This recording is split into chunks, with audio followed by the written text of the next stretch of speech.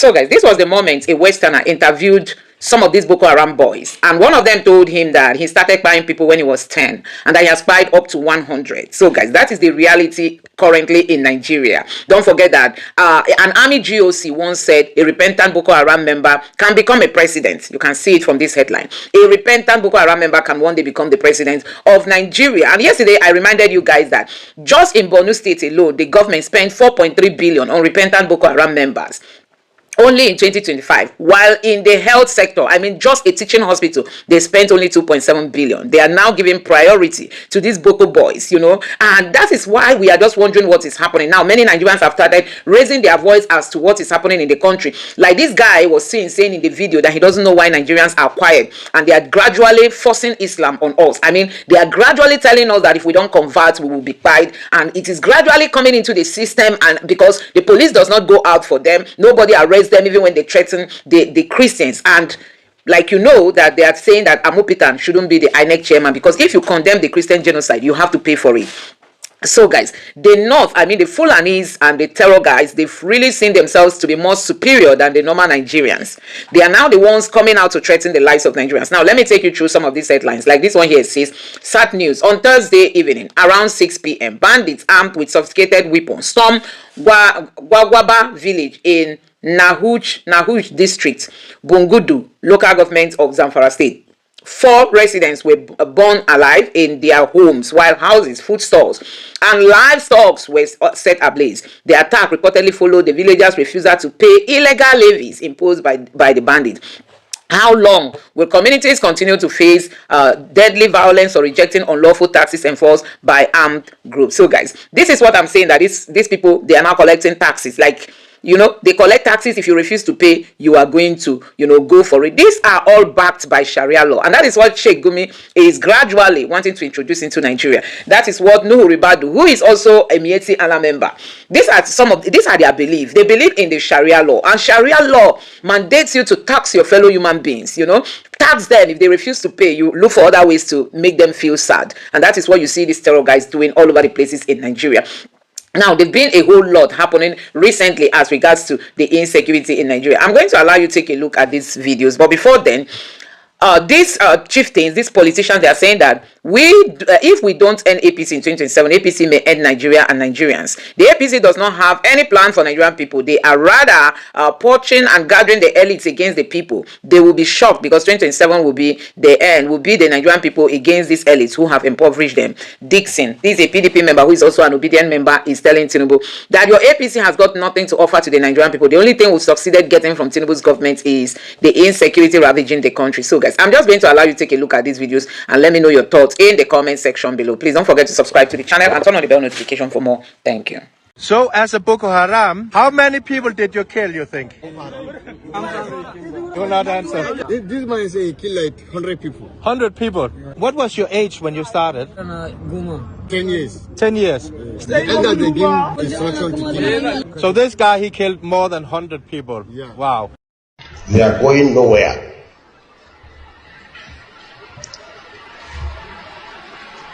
They are part of us and we are part of them. We must live with them.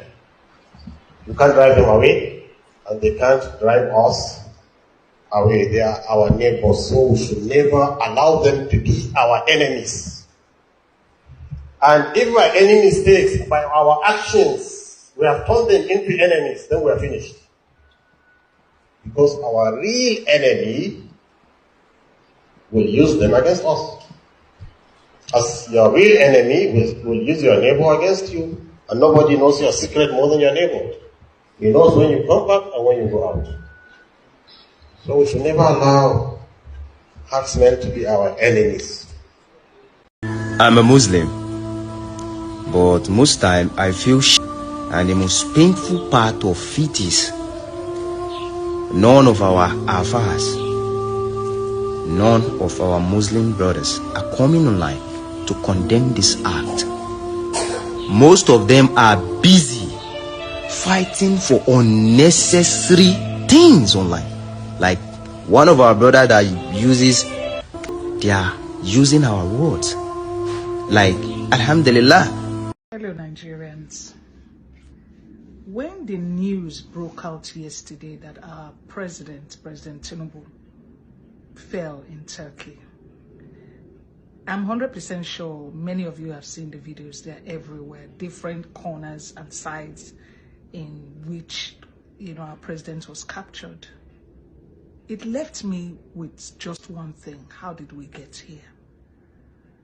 Another video I saw again showing our president with the president of Turkey, and the president of Turkey turning our president almost like a mannequin. But I think there's something that we are not all paying attention to. And that's the conversation I want to have today. Why is President Tinubu in Turkey? Why the sudden move to go to Turkey? We have seen all his move in the last, let's say 3 weeks thereabouts, between December and early this January, going from France to Abu Dhabi to Rwanda at some point and all of that, trying to find his way. And then we suddenly, in the midst of all of this, we suddenly just hear that 9 million was moved for lobbying. There's something that we are not paying attention to, and I think we need to zoom our lens into it. And what is this particular thing? Gumi has said to Tinubu, do not negotiate or work with the American government anymore. Seek assistance from Turkey. Gumi has been in Turkey from around December. And then suddenly our president is in Turkey. The newspaper reports have carried him beginning to seek for support from the Turkish government. So the question I then want to ask would be, is it Gumi that is controlling the Nigerian government? Is it Gumi that is running the Nigerian government by proxy? Or is it Ribadu who moved 9 million? Or it's too clear to us that the oligarchs are actually the ones controlling our government? So let us look at it. We do not want the support of the American government. We want the support of Turkish government.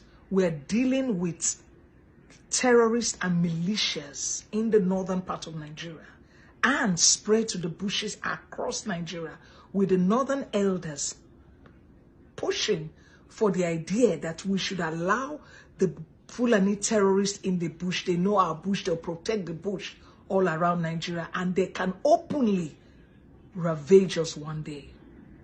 And then suddenly, Tinubu is in Turkey to seek assistance. Are you thinking what I'm thinking? Are you seeing what I'm seeing? It means that we don't even know what Tinubu would have signed. What is that thing he has signed in Turkey? If a man will be turned like a mannequin, and at some point his hand is even being held, what did he really go and sign there? We're dealing with something larger than us, actually larger than us, and we're putting our eyes on the things that are not so important. We need to make a demand of the Tinubu's government. What exactly is ensuring that Fulani terrorists and militia continue to kill our people on a daily basis? What exactly is the arrangement between Tinubu and the French government and the Turkish government and Gumi and Ribadu? These are questions Nigerians need to demand President of Nigeria, because we need answers. If you're thinking what I'm thinking, make this video go viral. We need to actually begin to ask questions. Please put your comment in the section. Whatever you think, put it in the comment. Maybe these questions, we can all bring it out and start discussing it, because there's something we are not looking at closely that we seriously need to look at. This is our bridge. We have to close the gap of what is going on in Nigeria and bring this government to answer the very critical questions for Nigerians. See you on the next one, and thank you for watching. After 25th of December, many of us thought President Trump's Christmas gift, which is the major US airstrike on ISIS in Nigeria, would be a turning point. We were hoping that maybe, just maybe, the killings would slow down or stop. But it didn't slow down. It got worse, a lot worse. As January comes to close, I want to show you, just in case you haven't been paying attention, what has actually happened since the airstrike. Here is the reality of the last 30 days in the northern Nigeria. On December 26, 2025, the Bokos and Bakin-Ladi area in Plateau State, armed militias raided the community. 16 people were killed. On the same day, 26th of December, at the rural Niger State, bandits attacked the village and 12 people were kidnapped. On the same day, again, December 26th, at the Timbo village in Adamawa State, ISWAP terrorists bombed homes, 4 Christians were killed and 5 were captured. On December 27th, in Anka, Zamfara State, Islamic bandits raided there. 5 were dead, 20 were abducted. On December 28th, at Giwa in Kaduna State, 3 were killed and 15 were taken. On December 29th, at Woza in Borno State, a terrorist ambush and 4 people were dead. On December 29th again, at Mondang village in Adamawa State, ISWAP bombed a church and 100 houses. 11 Christians were murdered. By the time this calendar turned to 2026, 58 more people were dead in Niger State alone. January 1st, 2026, at a market village in Niger State, bandits attacked on the New Year's Day. 30 were killed and 15 were kidnapped. Early January, Plateau State, attacked by Fulani herdsmen. 12 Christians were dead. On January 4th, in Niger State, another village was attacked. 30 were killed, 40 were abducted. On January 5th, at Maiduguri in Borno State, there was Boko Haram attack and 3 people died. On January 5th again, at Benue State, a farming family was ambushed. 4 Christians from the same family were killed. On January 6th, Benue State was raided. 5 more Christians were murdered. On January 10th, at Taraba State, a night raid happened on 4 villages. 10 Christians were killed and homes were burned. On January 12th, in Benue State again, ambush on farmers. 4 Christians were dead. On January 17th to 18th, in Kajuru, Kano State. This is the one that shocked the world. Gunmen raided 3 churches during a Sunday service. 177 people was adopted, mostly Christians. On January 21st, at Borno State, there was a suicide bombing and assault. 5 soldiers and 58 civilians were killed. To add it up, in just 30 days,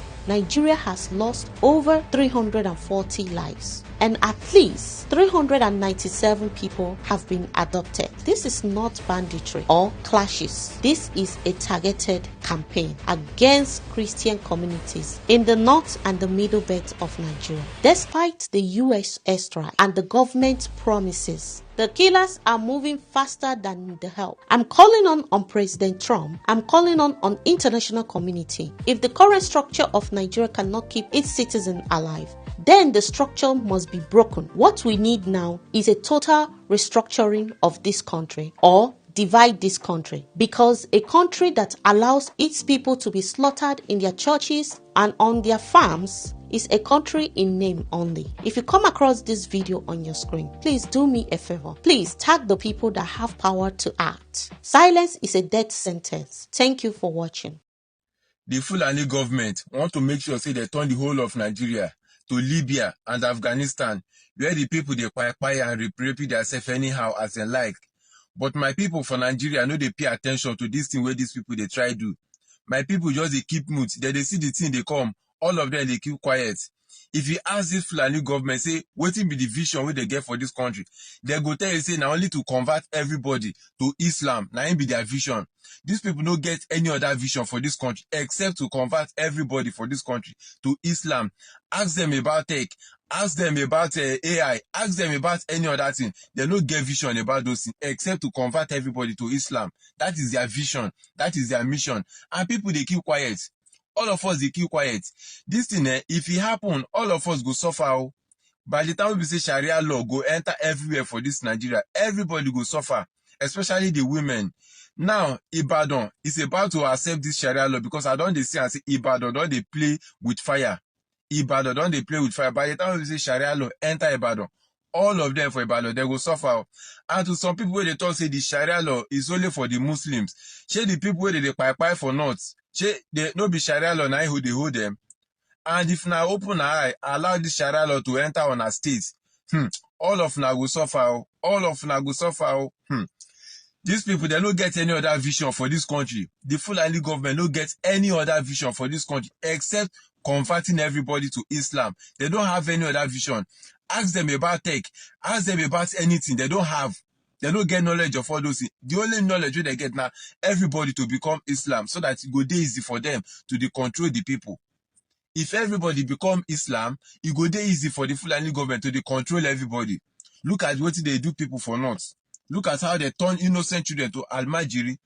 Innocent children, they turn them to Almajiri, made they beg, carry plates, give them, make them go they beg. School, they don't invest for school. Nothing concern them and education. The only thing, make everybody just remain illiterate so that it go dey easy for the government to control. Ibadan people and the Kwara states, see, make una dey careful, and other states where we say now don't they invite Sharia law. Make una dey careful. By the time we say Sharia law enter your states, una go suffer, mostly the women. Open your eyes now. Peace and love. Pierce, what's happening in Nigeria is jihad. It's the exact same thing that happened on October 7 by Islamists when they broke into Israel and murdered Jews yelling Allahu Akbar. It's the exact same thing that ISIS terrorists did to the Yazidis in Iraq. It's the exact same thing that happened in Lebanon. Pierce, the only difference between what's happening today in Nigeria versus what happened 1400 years ago when the Muslim Arab invaders came to Persia is that back then people did not have cameras, but today they do. It is 100% jihad. We've seen it before. This is how the Islamist playbook always happens. Well, I don't think that the foreign minister was denying that bad things have been happening. He's just denying that it constitutes a genocide and that the numbers of reported because his deaths government of is a part of it. Of murders of Christians. I think his government is complicit.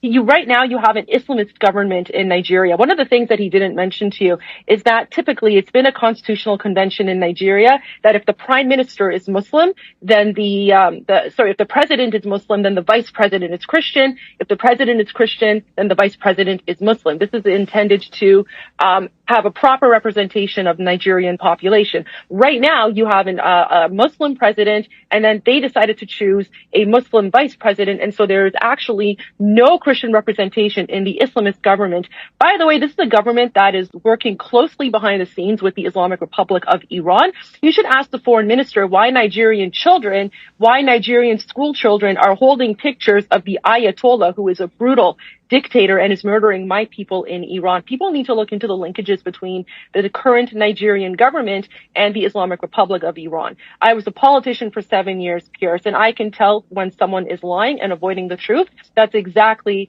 what this foreign minister is doing. And Charles, thank you. Thank you very much. First off, Kanu is my state of birth. I was born in Kanu State and I grew up in Zaza. So I am relatively aware of the way the politics of northern Nigeria is played.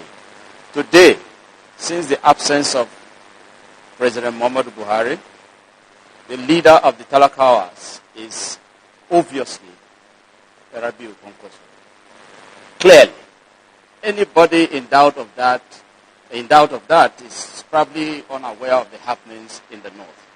Because the northern Nigeria, as we know, their own politics is played from the premise of the track record of leadership. And Kwankwaso has shown that leadership.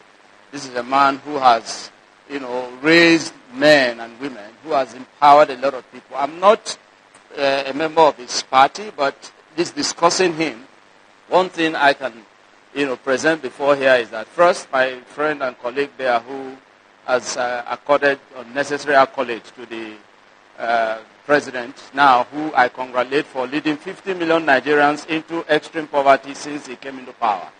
They are standing on a fallen mandate. They say on their mandate they shall stand. But that mandate is falling, even at the international scene. And my friend is there deceiving himself.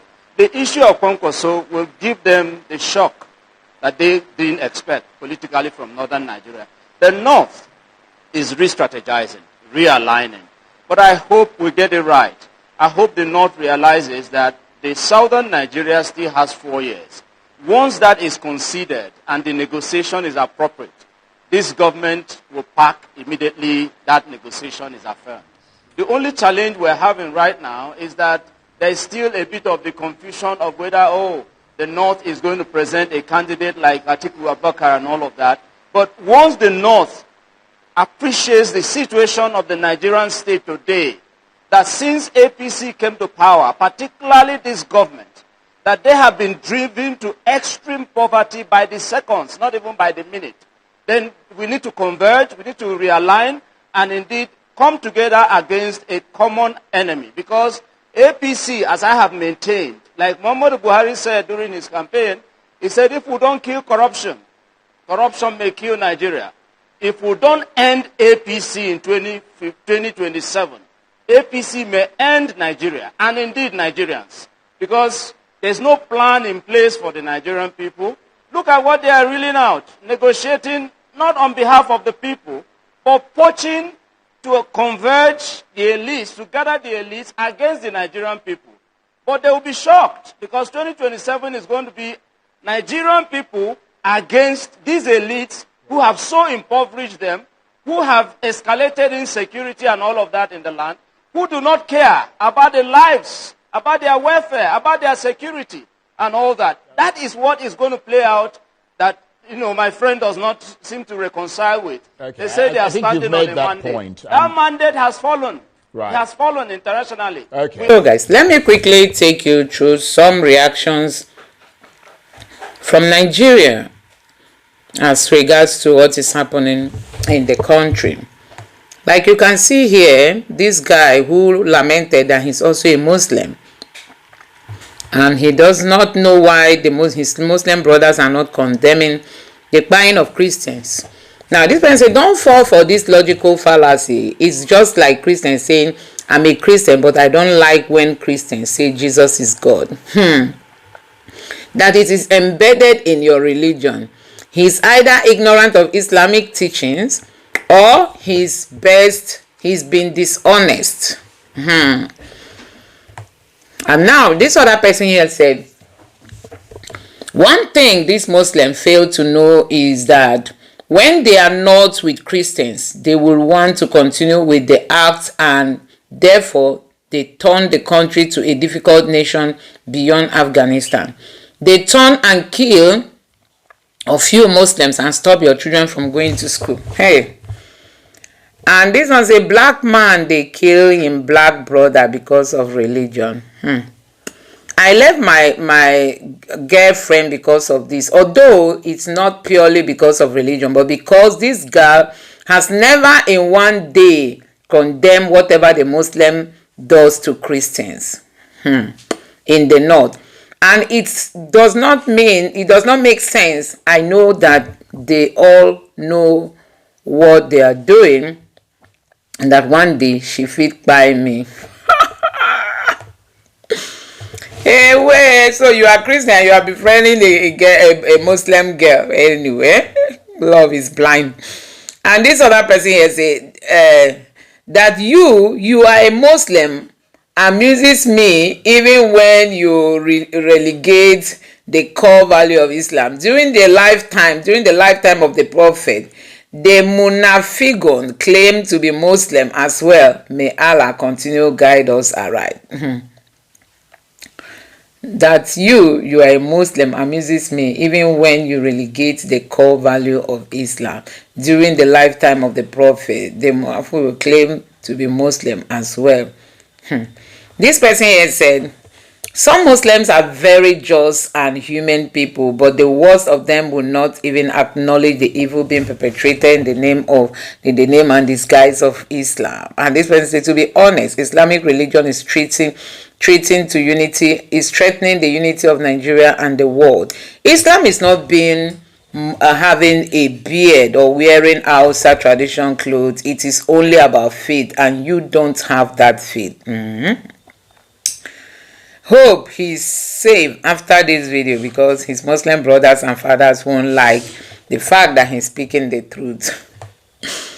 This other person here say, my brother, they will rather attack you. I pray God preserves you. Ew, God, such a brutal religion. Only Yoruba Muslim get small sense. You, those Hausas, wey Fulani don't collect their rights, them no get any sense. Now Islam be the main problem. His eyes are not fully open yet to the horror of his religion.